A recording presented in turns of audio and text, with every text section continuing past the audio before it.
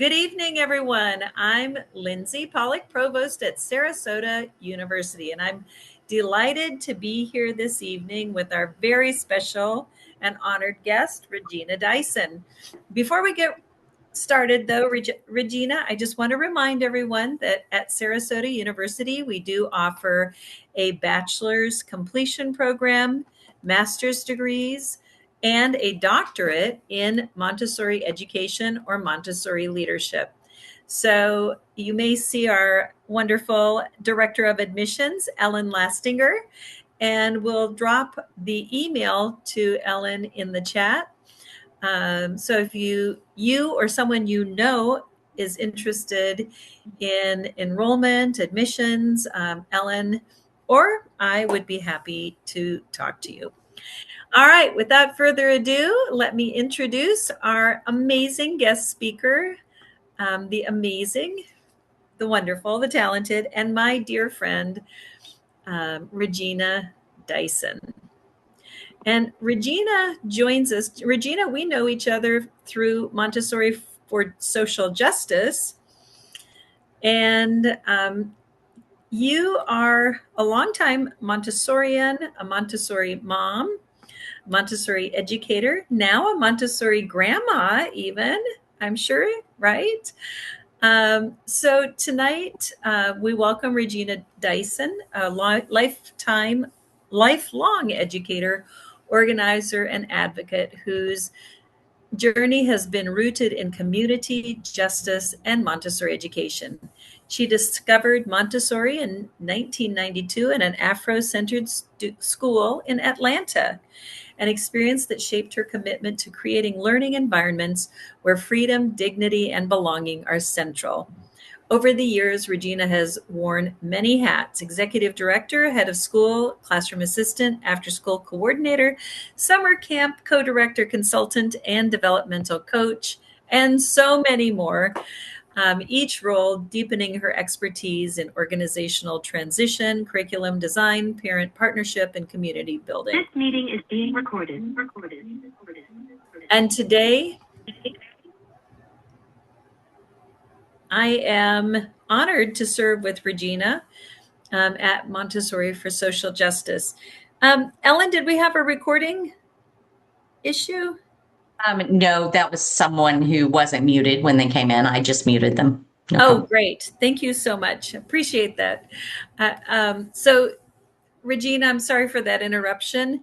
But the accolades printed really don't represent all the incredible work that you've done and the contributions that you've made, not only to our greater Montessori community, but beyond. And tonight we have an opportunity to talk about the prepared adult as environment.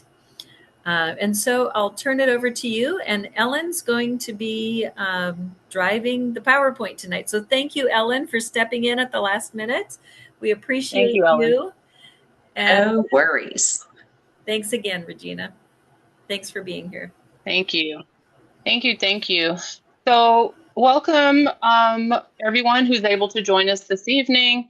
This has been a long-awaited opportunity with Sarasota University, and I'm in deep gratitude and appreciation for the invitation to be a part of many, many, many wonderful symposium discussions and dialogues and expansion on thought and perspective and how we can work together more cohesively and with deeper intentionality and bigger ideas. So thank you, Dr. Pollock, and everyone at Sarasota University for inviting me to a conversation.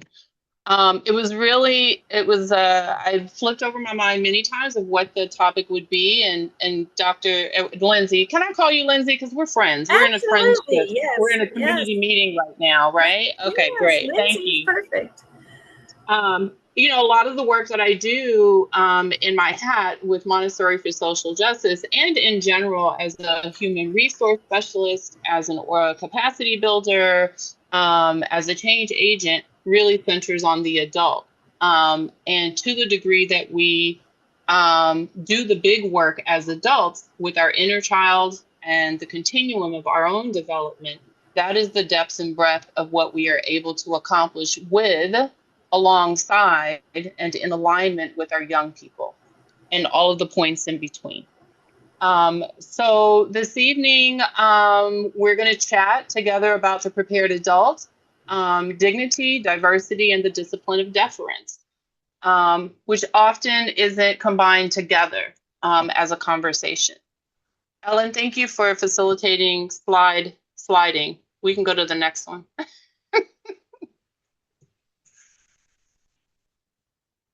Thank you. Through dialogue, reflection, and real-world application, we'll consider together how dignity, diversity, and deference function as a continuum, not isolated ideas. The conditions that cultivate or compromise equity, access, and belonging, and the practical shifts in language, structure, and leadership that make these values lived realities. This is not a session about ideals. It is an invitation into discipline, design, and daily practice, the doing and the being of it, where the prepared adult becomes the environment. The child is both a hope and a promise for mankind, by Maria Montessori. We are all very familiar with that particular quote, and the subsequent quotes that I gathered from different voices and identities and folks throughout will bring forward the fullerness of this particular quote that we are, many of us are very familiar with. The adult is in which promise either expands or contracts. So I want everyone to be thinking on that as we move along together. All right. Thank you, Ellen. You're a little bit ahead of me. Hold on. Okay. That's well, I was wondering, but I did not want to be distracting and move backwards. Okay. So do I need to go back? Yep, I'm gonna go back to the very first. Okay. Yeah, that's okay. So now the second This one. is the That's next cover. slide. Here we go. Okay, Yep, now this is I'm the there. next I'm slide. ahead of you. Okay. Thank you. I apologize It's for the not our confusion. differences. No worries. We're doing this together. It is not our differences that divide us. It is our ability to recognize, accept, and celebrate those differences. Audre Lorde. What if equity, access, and belonging are not outcomes we pursue, but conditions we create? As educators, leaders, and practitioners, we are called into a deeper inquiry. How do our daily interactions, structures, and decisions shape whether dignity is protected, difference is honored, and voice is shared, moving beyond individual character and into collective responsibility? This experience reframes dignity as a cultural practice, one that is enacted clearly, consistently, and carefully across adult communities.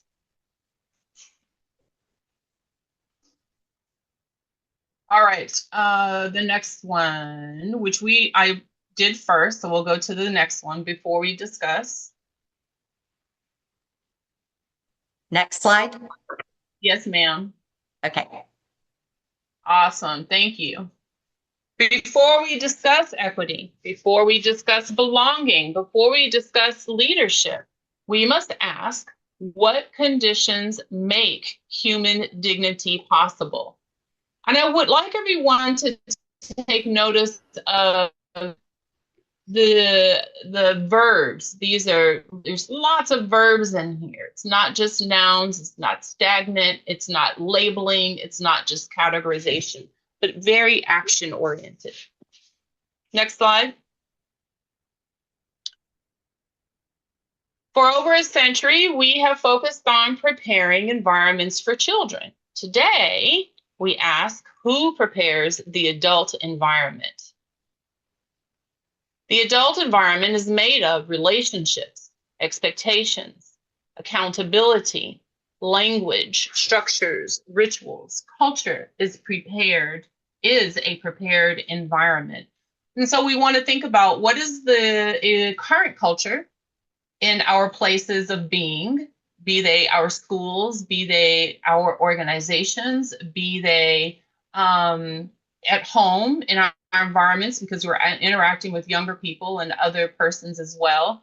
Wherever it is that we show up and are both imprinted and impart, there is a culture, a prepared environment in one direction or swing of the pendulum or not. Is it a healthy culture? Is it a motivating culture? Is it a growing culture? Is it a stagnant culture? Is it a dominant culture? Is it there are many ways to describe the cultures that we exist in, and they're not all the same.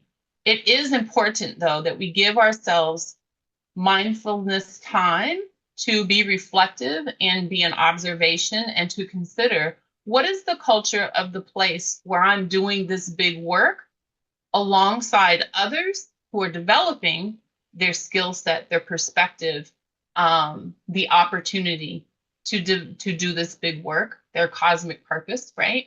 And how am I in that? And how are my fundamental needs being met or not met? How am I imprinting someone else's fundamental needs being met, seen, valued, heard, or not? How am I considered a contributor? How am I valued or not? These are all a part of culture, and culture is the core of these different environments. When we are talking Montessori, we're thinking mostly of our school environments. It's not just in our school environments. How you are in your other environments is generally how you are in any environment. The dominant culture of the space and place that you're in is generally going to define the culture that we try to fit ourselves into more often than not. Next slide, please.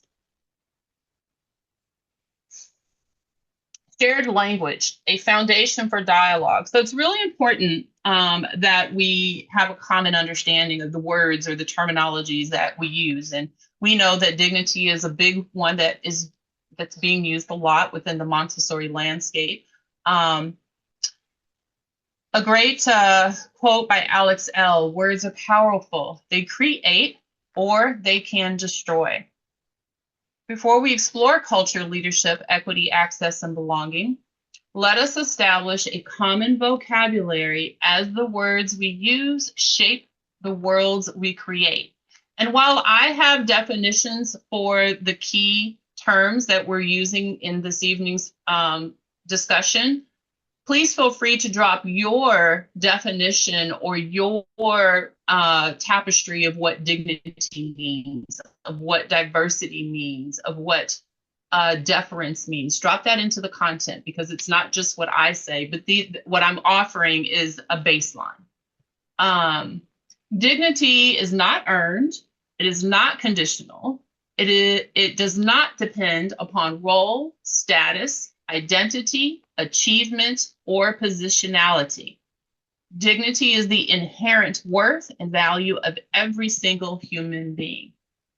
Wherever they are on the timeline, wherever they exist in the world, on this globe, whatever their background, whatever their differences, whatever their story is, dignity is an innate worth and value. Diversity, the presence, engagement, and meaningful inclusion of differences in identity, experience, perspective, culture, ability, expertise, and ways of knowing. Diversity is more than representation. It is relationship, not an relationship, but relationship as a verb. It is an active, dynamic, shared experience. It is relationship. Next slide, please. And if anyone wants to raise a hand along the way, these 45 minutes go by really fast, and we'll have some reflection at the end. But if you're inspired and you would like to offer something or ask something or clarify about something, please raise your hand and we'll make sure that we acknowledge and make space for you. Deference, the intentional practice of honoring, yielding to, or elevating the expertise, experience, perspective, or contribution of another without diminishing one's own value or voice. And some may ask, like, why deference? And folks who talk with me a lot, or with whom I have the pleasure of being in company or conversation, sometimes uncomfortable conversation, deference is a piece that is missing in the Montessori formula of how it is that we talk about deference toward the child, but it's very much a top down, or I'm older and know more and better, and I have my binders and I have my credentials and, so forth. Deference is something that is not a certain age or station in life. Deference is an internal ethos or practice where we are committed to and demonstrative of identifying the work that precedes us, the work that happens alongside us, and the work that is still yet to be evolved or to present itself. It's being able, and that is the beauty of observation. When we are observing in the classrooms or in our learning environments, observation informs or it gives us discernment so that we can underwrite the deference that we are giving to the children in lifting them up and being motivated to co-design what their experience is going to be as an evolving young person, young human being. Well, that is a practice that is no matter what age it is. So for me and for myself, that includes my ancestors. That includes in whatever community it is that I'm existing in, giving deference to what they've done in order for me to be able to be in that community at the time that I'm there, or the environment that I am able to work in for good, bad, or indifferent. I'm always in a state of I strive to be always in a state of deference. Some would say gratitude. I believe that there are some differences there, because deference doesn't mean that I'm quieting my own contribution or value.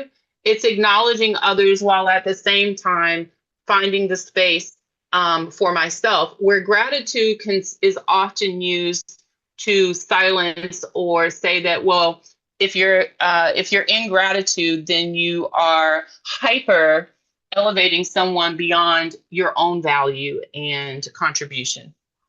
I hope that sort of makes some sense. It's such a huge part of my own ethos and mindset and practice, and not just with children, but even with my colleagues and such. And I feel like that if we can get closer to that, in the work of social justice, in the work of change, in the work of growth and expansion, in the work of healing, all of that, deference will bring us all closer together, in a nutshell. What slide? Next slide. Oh, Darlene wrote, for me, deference reflects a willingness. I'm going to go into the chat really quick since we're right there.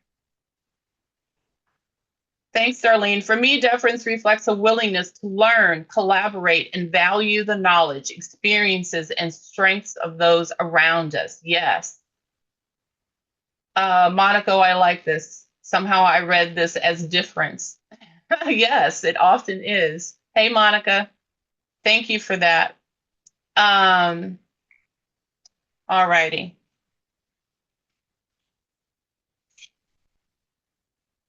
Practices that sustain community. Rarely, if ever, are any of us healed in isolation. Healing is an act of communion. It's a quote from Bell Hooks.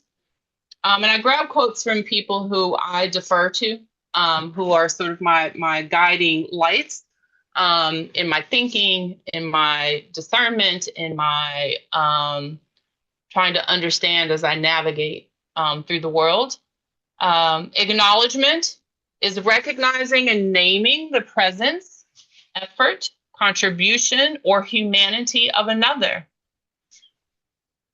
I see you.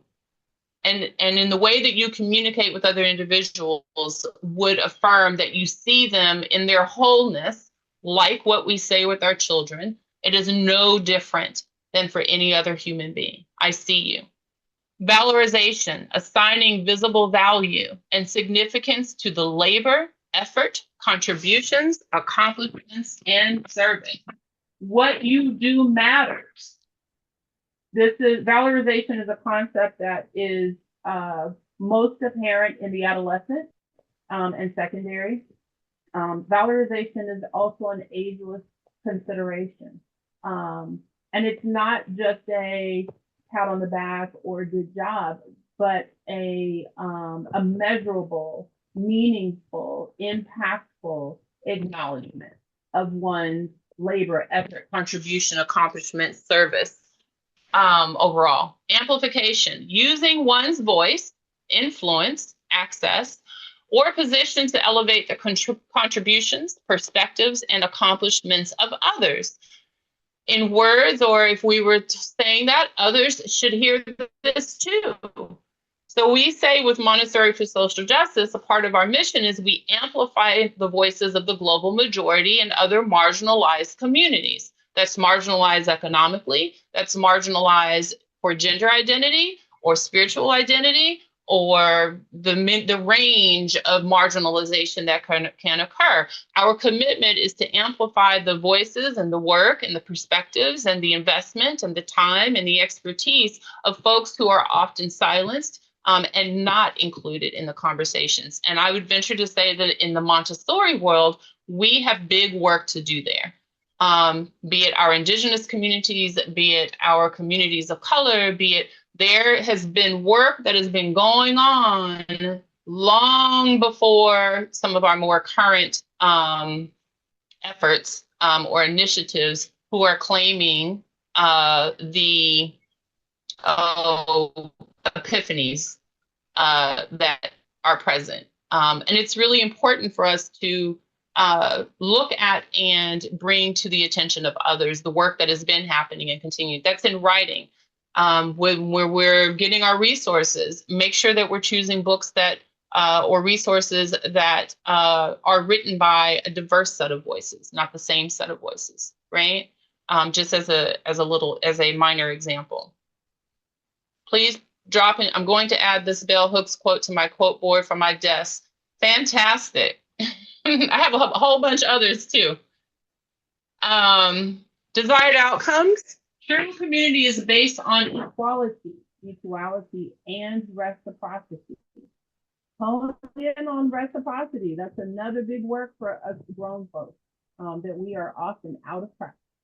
This is a quote by another mentor of mine, Polly Murray. Equity means fair. Regina? Oh, there you go. Yeah. Okay. We lost your sound for a minute. Oh, what was the last thing you heard? It's when you pull back from the screen, it's not as loud. Okay. All right. Let me, I'll start from desired outcomes again, or perfect. Yeah, that's perfect. Which is the next Thank one. you. Okay. Thank you for that. Desired outcomes. True community is based on equality, mutuality, and reciprocity. Reciprocity is a big work for the adults in Montessori. This is a quote of Polly Murray, another mentor of mine. Equity is fair and just access to opportunities, resources, support, and participation according to need and circumstance. Someone needs to be, their background is playing. Could everyone check their mute? Everyone's on mute. It might be me. Hang on. I've got a fan in the background. Just let me mute.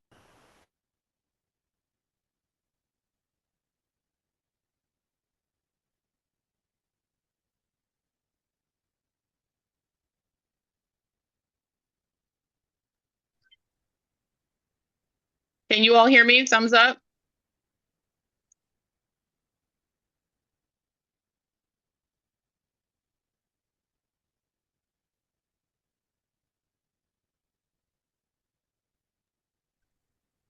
Okay, thank you. I think that's what it was, Lindsay, the fan maybe. Access, the removal of barriers and the intentional creation of pathways that allow meaningful participation and contribution. Belonging, the experience of being valued. Experience is a verb. It's active. It is not a stagnant dynamic. Of being valued, respected, connected, and accepted without needing to conceal, diminish, or perform one's identity. Masking happens at all the ages. What's the phrase that's really popular? Imposter syndrome happens at all the ages. I think that it becomes more imposter syndrome as we're older versus masking. And belonging, we should, we are the shepherds or stewards of being able to be our whole selves, known, unknown, manifesting, growing, refining, and so forth. All right, I'm at the relationship. Hold on.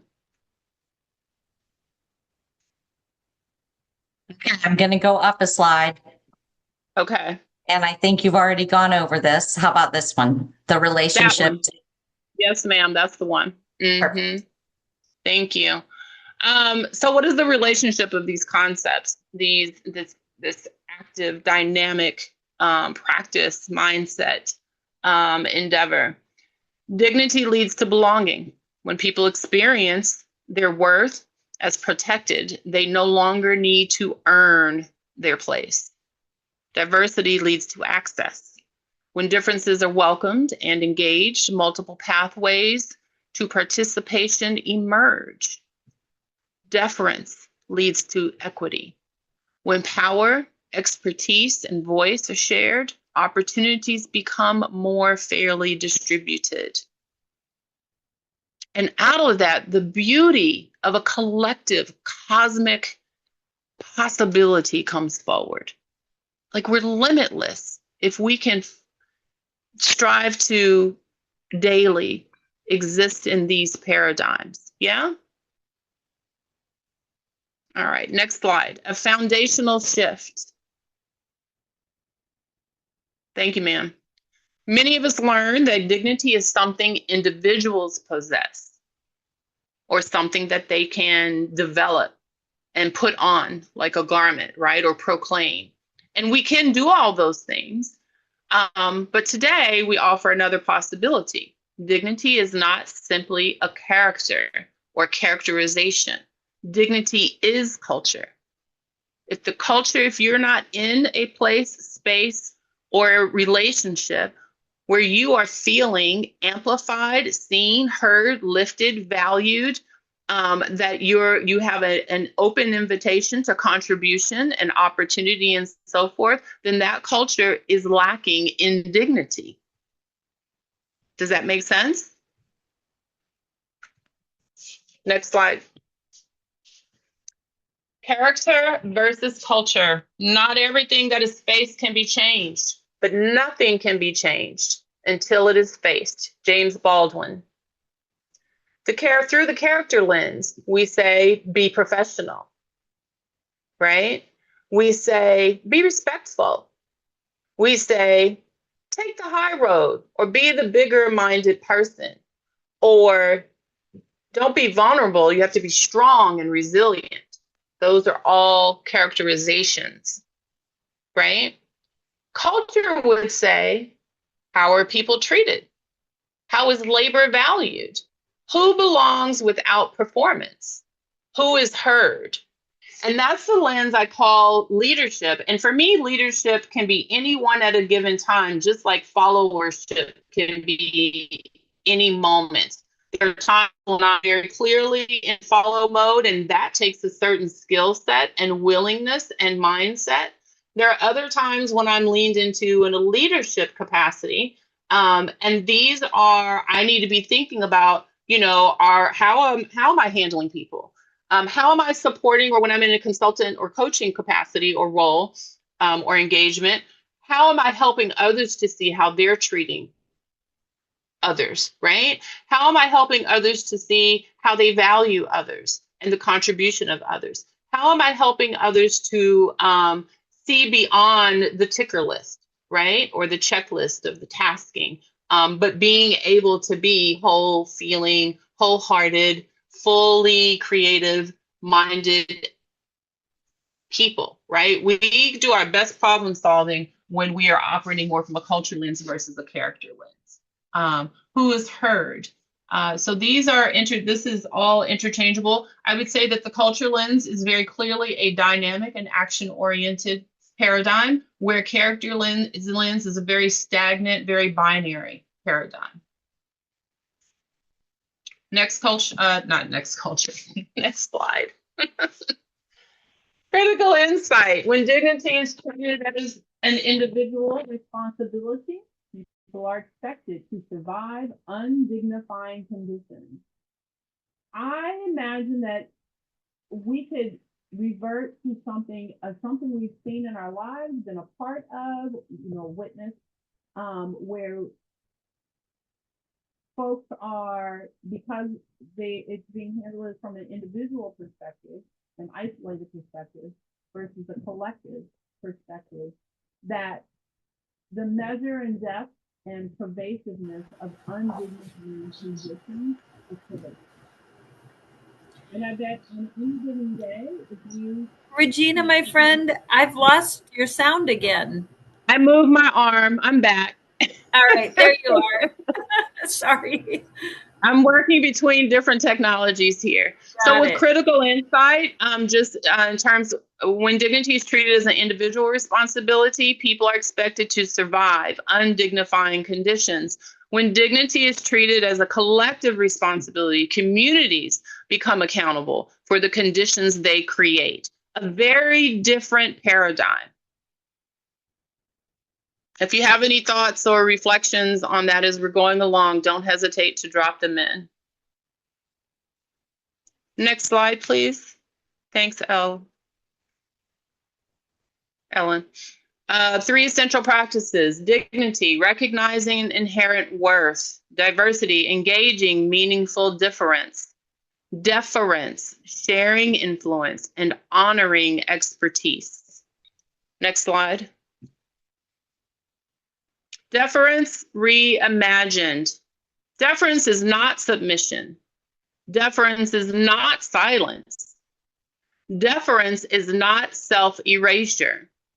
Deference is discernment, knowing when to listen, knowing when to yield, knowing when to elevate another voice.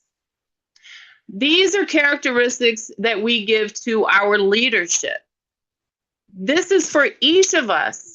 In each of our relationships, in all of our spaces, we have infinite opportunity to be in this practice of listening actively, of knowing when to stand back so someone else can stand forward, of knowing when to help someone else have voice or position or access or opportunity when they otherwise would not. Next slide. The continuum: equity, access, and belonging. They are not simple goals. They are outcomes produced by what we practice repeatedly. Hence the practice, discipline of it, right? It's the doing of it. It's our practical work of it, right? Dignity leads to belonging. Diversity leads to access. Deference leads to equity. The conditions that build them: clear, people know what to expect; consistent, practices apply across positionality. That's head of school, that's a board member, that's a guide, that's a co-teacher or assistant in some environments. That is our facility care. That is our parents for sure.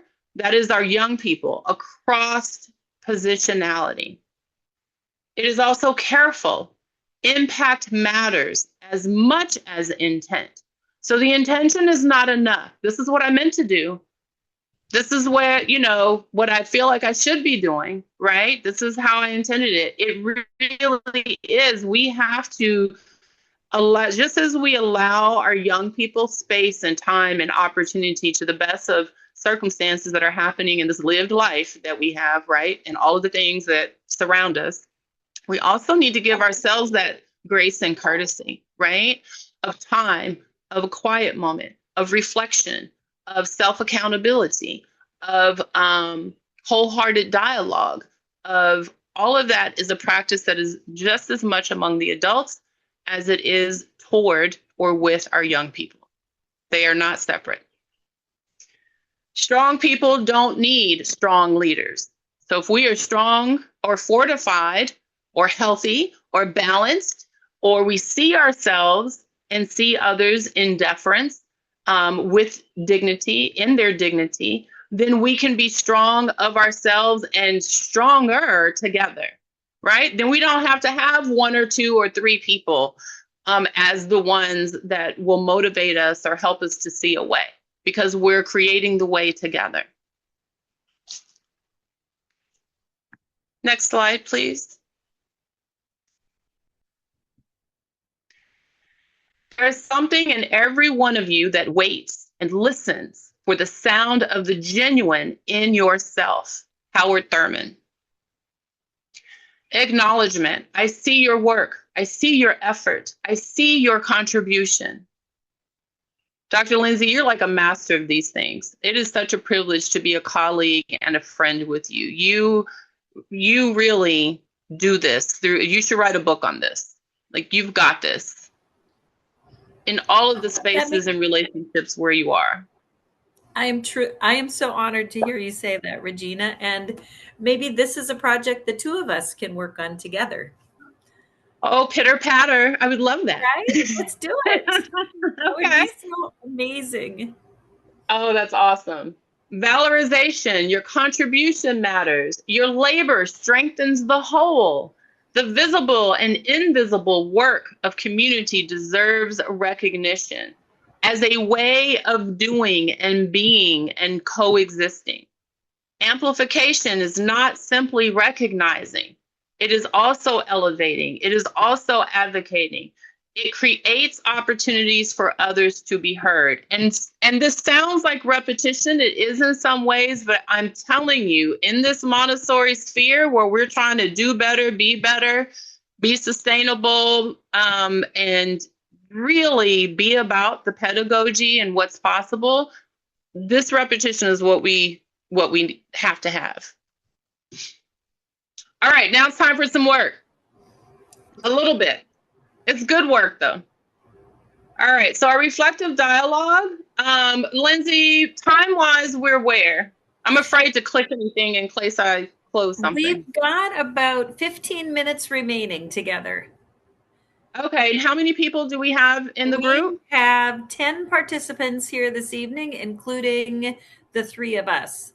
You, me, and Ellen. So that's 7 people. Okay. We could do, are you thinking breakout rooms? Maybe if you feel like we have the time, folks could maybe 2. Yeah, I'm thinking 2 breakout rooms. Yeah. And what's our assignment for breakout rooms? The next slide, Ellen, is our reflective dialogue. There we are.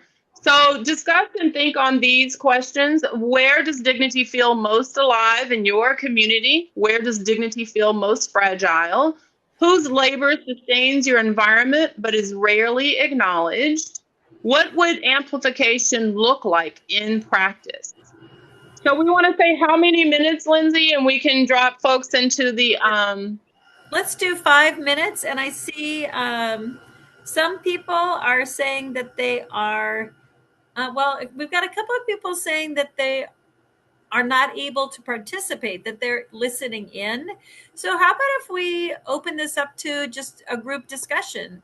Would that be okay? I think that was what I was had great minds and full hearts think alike. Yep, let's keep it so open. We don't have to go folks to a can post and respond. Yeah. Or feel free to come off mute if you'd like to speak. I see Bruce added a comment in the chat. He said, in amplification, the result is people feel empowered. Absolutely. And I you could say, Bruce, it becomes more than a feeling when these other practices are activated. They are empowered. Mm-hmm. Good point. Good point. Yeah. And I think building that culture where it's not just the named leader or head of school, if you will, who's held responsible for these, it becomes, as you said earlier, it becomes that culture, right? It becomes that expectation in the community that we're all practicing the acknowledgement, the valorization, and all the dignity work, Yes. that And amplification. you would be surprised about how the weight is a little lighter when we're all called into it, right? Not called into Yes. just the doing of it only, but in the Yes. experiencing it and co-designing it, right? Right. Um, yeah, I know this to be true. I've seen it. Absolutely. And What? when the adults are practicing these characteristics, the kids feel it too. The children Oh, feel it, the parents feel it, the yes, visitors on the campus feel it, yes, the yeah. the The UPS driver universal feels it, normalization. right? Yeah, It's a completely different energy yes. on the campus. It's Yes. one of The connection. regulation, the Yeah, emotional, mental, spiritual regulation takes on a whole other level, that's right. right? Um, Absolutely. because our children, they are, we know young people see things and Hmm. discern things much more quickly than we give them credit for. We know this to be true. And they Yes, see the variances, right, in what we say to what we do. They that's are right. that much more elevated and better positioned when we are actually doing what we say, right? That's Actually right. doing more of it than saying it would be great. And it's a daily practice. It's not It like, is a daily oh, practice. I do acknowledgments on Monday. No, Yeah. it's Right. we Right. create an environment of acknowledgement. It's Yes. dialogue. It's that constant practice of amplifying the people around us. Yes. From all, it's really important to, it's interesting to me how, like, Dutchin at college says thank you to the facility care team. Thank you, excuse me, I appreciate you doing this, and so forth. And yes, it's a part of their job description, the tasks that they do.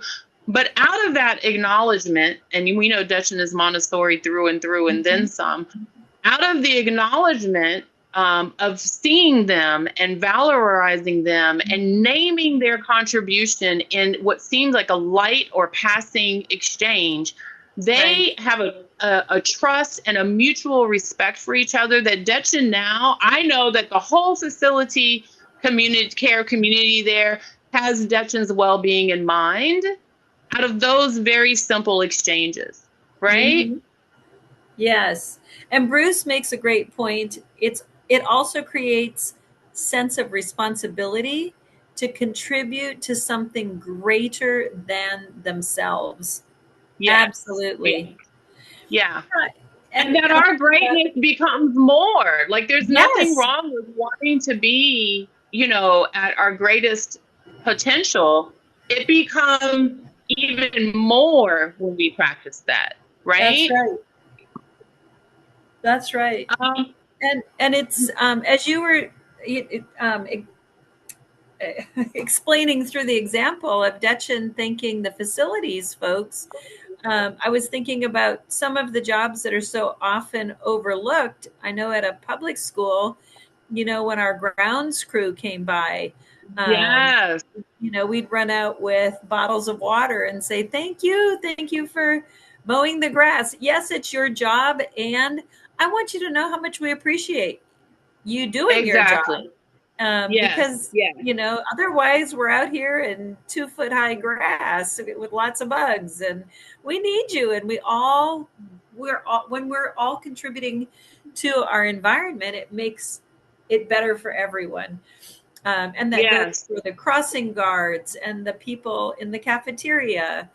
And yes, and I said earlier the UPS driver, but yeah, the UPS driver too. We get a lot of packages at yes, at our school, and the UPS driver, we knew him by first name, and we thanked him, and we had a bottle of water ready for him, and it's that it's the energy that you give to the world, right? Yes. I Yeah. see Darlene has something in the chat too. It then becomes woven into the fabric of the school and the community and becomes the nature of what you do and say and who you are. That's so true, Darlene. It's a Yeah. habit. It's a habit that we're developing and modeling for our children. Yeah. We've touched on each of these points thus far, except two. Where does dignity feel most fragile? Can I invite anyone into identifying those fragile points? Those, because if we don't, when we don't name those two, then when they present, we are a little rocked. We're not so steady. Well, I'll tell you, I can share from my personal experience when we did an equity audit at Garden Oaks many years ago. We identified that, one of the areas that we really needed to work on was the relationship between our lead guides and our, at the time, assistants or aides. Yeah. And Yeah. even the hierarchical terminology was Yeah. problematic. Yeah. And when we had a survey, when we looked at our survey results, it was apparent that we had a real dichotomy in the perceptions of roles and responsibilities, and the worth of those tasks. Let me put it that way. And we're all interconnected, and we need each other, we benefit from each other, and there's value and worth in every contribution. So for us, we're that. And it wasn't physical, dignity. It was that spiritual and that emotional, psychological dignity that is tantamount Which to I'll the say, community. Lindsay, informs the physical dignity. We know that our emotional, right, and our mental has a relationship with our physical, hence fatigue That's a or very good burnout point. or Yep, that's right. stress. But they are not Thank separate. you. They all You're right. interrelate. They are all Yeah, intertwined, right? you're absolutely right. Yes. Yeah, I it think does affect your Charlene just it does affect go your ahead. body. We hold the if you I recommend to the group. I know you've read the book, Regina, but the body keeps the score. Oh Uh, yes. If you you know that haven't read it yet, or yes, by all means, it's a handbook. It's not just one to read. It's a reference, constant reference absolutely. manual. There are a couple of posts in the chat, Lindsay. Can you see them? Yes, Caroline says, agreed. I think dignity is fragile in my setting in terms of staff hierarchy, and the students feel it. Yeah. Bruce says school leadership is not consistent with communication clarity, making sure that everyone knows the plan. Absolutely. Yes. And calling Yeah. everyone into the plan, right? Into the planning of the plan. There you go. Yes. Yes. Some things, are more of a require immediate discernment or decision making, but there's really a short list of those things. If folks are operating truly in a culture of collective effort, valorization, inclusion, and so forth, right? But when Absolutely. we're further away from that, then the calling into and being able to have time, right, to co-design, co-create, contribute becomes narrower. That's Um, right. That's right. so, okay, we'll move on to the next slide. Thank you. That was fantastic. Of course, if something occurs to you, go ahead and drop it into the chat in the meantime, or raise your hand. What dilutes inconsistency, selective listening, unexamined biases? And these are not in order of significance. Performative appreciation. Pens are great, but raises are better, or a personal day off, or comfort over Right? courage. This is what dilutes dignity. Yes. What dismantles humiliation, and nice humiliation is still humiliation. Professionally framed humiliation is still humiliation. Yeah, that's right. Erasure. gatekeeping, dominance, retaliation. That last one, folks do that. You know, we are in our feelings, and we need to let people know that we don't like, you know, what they're doing or how they're doing it or why they're doing it, especially when it comes to advocacy or voice. Um, I have unfortunately seen our leadership, right, Yes. retaliate, or guides even, when there's something that comes to the surface, right? Yes. And this life includes discomfort. The more we try to move away from discomfort and growth and change, plants do not, you know, breach the surface of the earth and say, okay, I'm done. There's like huge work that occurs, right? That's right. Continuously, from the roots to the surface, from the seed up through to enduring the sun and the wind and the rain. All of that is discomfort, yet essential to be able to be its full self, right? Just why I like Yes. wildflowers, because wildflowers persist through all of the dynamics, consciously and unconsciously. That's right. Right? That's exactly right. All right, our next slide, another brief reflection. And this is one that we won't necessarily dialogue about unless you would like to post it, in the chat. Um, who has the easiest access to belonging in your environment? Who worked hardest for it? Hardest toward belonging? Like, really think about that. What would it take to change that?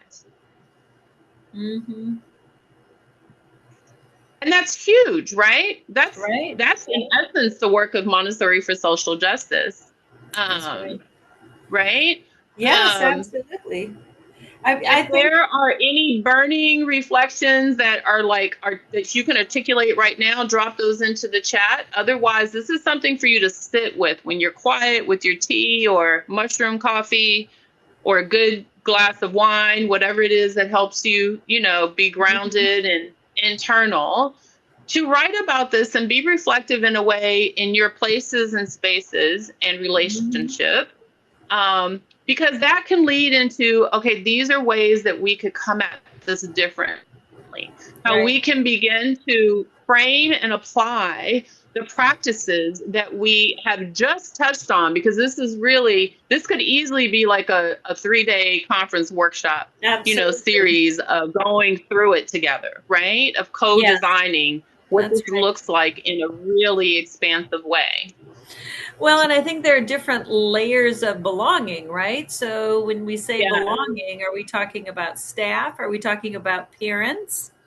We think about parents. We think about who has the loudest voice on the campus. Is it the parents right, who hang around after dismissal? Is it that right. group of parents who walk the track and then have coffee, you know, in the parent room? Is it Um, the one who pays full tuition versus scholarships?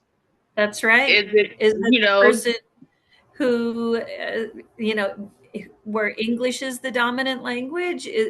What about yes, people who are bilingual? yes, Do they have the same access to belonging? And that yes, same question goes for staff as well, right? yes. So, you know, where is that belonging? And we talked about the hierarchy on a campus earlier as well. Caroline pointed that out. Hmm. So we Hmm. talk about access to belonging. Whose voice is the loudest? Um, who has to work the hardest? And what are the systems we have in place? And do we have the appetite to change it? Really, when we, That part, Lindsay, yep, that right there, that yep, part, yes. yep, Hmm. because we many times know what it would take to change it, but it Yes, does take courage and discomfort yes, sometimes to make those changes. And the people who are holding the power of belonging don't always want to share that.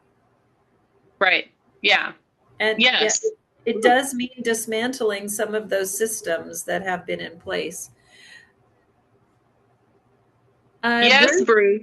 Yes. Go ahead. Bruce says, with the newest child, the newest family, the newest educator, the quietest voice in our community feels seen, heard, and needed. Exactly. Yeah, yeah.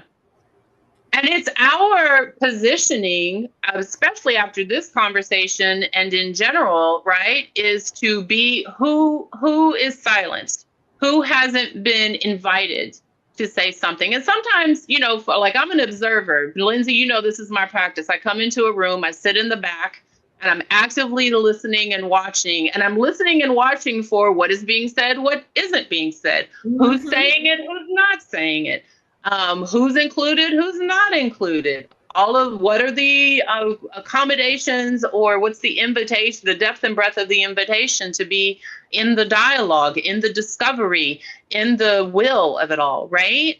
Absolutely. And that's no different in our school environments or organizational environments. It was something that wasn't as distinct for me as my children were coming through their adolescent into their fourth plane, because my parent authoritarian get it done piece was not always in sync with my Montessori give them space, they're whole individuals, and their timing is uniquely cosmically designed for them. It's not always right.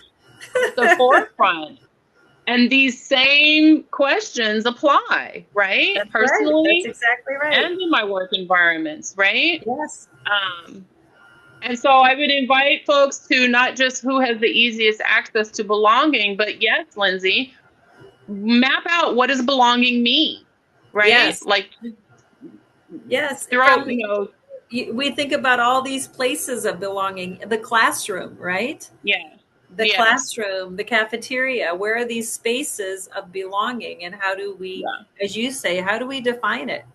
How do we ensure that? Or when we go into communities and we call it community service, or service learning, and we come in with our notions of what is needed and how to do it, versus let's come to the table, how can I be of service? And how can you help me to understand how my stewardship is most meaningful and helpful and such? And this is my community development voice that's coming forward, or grassroots, movement stuff. That is the framing that we should be coming into. Not in that I've got it all figured out, because trust, and I say this often in my conversations, if Montessori had it all figured out, we would be in a much different experience. For sure. Across the board. It would look, smell, taste, and feel way different. Right? So we're still working on ourselves, is what I'm saying. And I think that that's the biggest, a big part of the work too, is that we are in a continuum of development, right? Yes. All right. So the next slide is closing commitment. Thank you, Ellen. All right. Our closing commitment: complete this sentence to yourself, or write it down and or share if you like. And Ellen and Lindsay, I'm going to give the exercise for each of you to complete each one, okay, as I say it. Okay. All right. Lindsay, I will acknowledge. The first thing that comes to my mind is that I will acknowledge I will acknowledge and work on personal bias, and I will acknowledge the contributions of my team members. So on a personal level, I want to keep working to ensure that I am a continual improvement process. And I want to continue to acknowledge the members of my Sarasota community. Yes. Thank you too, Darlene. Thank you, Lindsay. I will value, Lindsay. I will value. There's so many things that I value. I will hold value. I will value the work that others do on behalf of Sarasota, and I will value the ongoing contributions of the members of my team. Awesome. I will amplify. I will amplify the voices of people in the room, whichever room that is that I'm in, that may be unseen or unheard. And I will do that by exercising more listening, more listening practice, and amplify the opportunities for other people. Thank you. Ellen, do I'm you not feel sure up? that Feel you up have to it? to. I'm not sure you have to ask me because pretty much, especially since she brought in the work piece, mine are very, very similar to Lindsay's. And I'm not sure with it being this late if we need me to repeat them because pretty much I'm going You to copy. co-sign. I'm going to Yes. copy her. Okay. Well, Good point, listen. Ellen. There is a scripture in the Bible, and I'm not saying it verbatim, but where two or more are in agreement or are gathered, right? Yes, Miracles occur. So that's I'm true. That is paraphrasing, but that's the essence of it. So, and I'm sure if I I'm in thought agreement longer with on that. it, if I thought longer on it, I could pull from other great books and readings and That's references and right.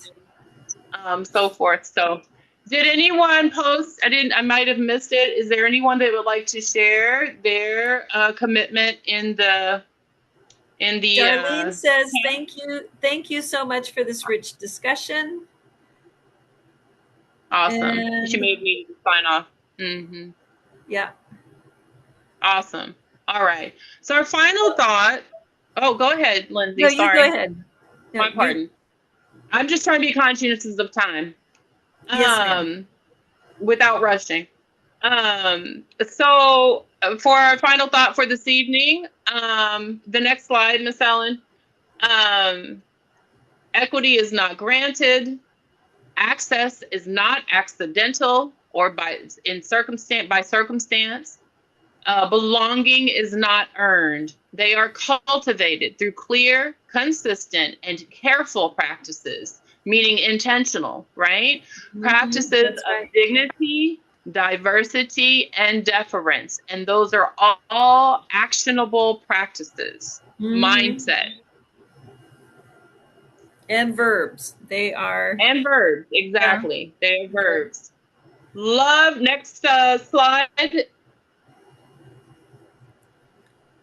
Love is an action, never simply a feeling. Bell hooks. Dignity is an action. Diversity is an action. Deference is an action. And culture is the cumulative result of those actions. An education capable of saving humanity is no small undertaking. Our binders are great. Our materials are beautiful and wonderful.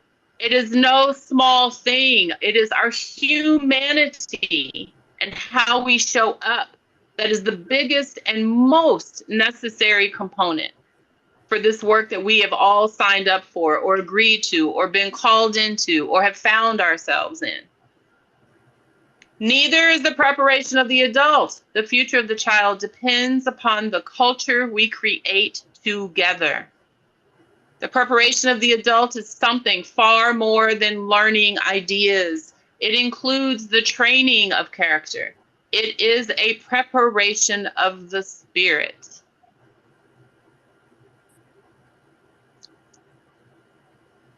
And that is the conclusion of my share for tonight. Thank you, Regina. This has been great. It's so wonderful to end with those fabulous quotes. And Bruce says, thank you. Monica says, all actions make moves. Yes. Make moves. I love that. Thank Make you also, moves. Bruce. Thank you, Debbie. I do want to ask Regina, because I'm asked a lot after these, would it be okay for ma'am. us to include your slideshow with the recording on our YouTube channel? Because your slideshow was so rich with information that I know that I will be asked tomorrow if I do not ask it tonight. So Of course, absolutely 100%. I do ask for folks if they extract from it or some idea or thought or wisdom is generated, that they just acknowledge that it was by being in this conversation or having receipt of the material, the PowerPoint, that helped to stimulate that. That is a practice of both valorization and amplification. That's right. Absolutely. Thank you, friends. If there's anything we can do to support here at Sarasota University, please reach out. And I know Regina would love to speak with you, Montessori for Social Justice. If you'd like that information. Is my email. Yeah. Yes. Yes. Chair at montessoriforsocialjustice.org.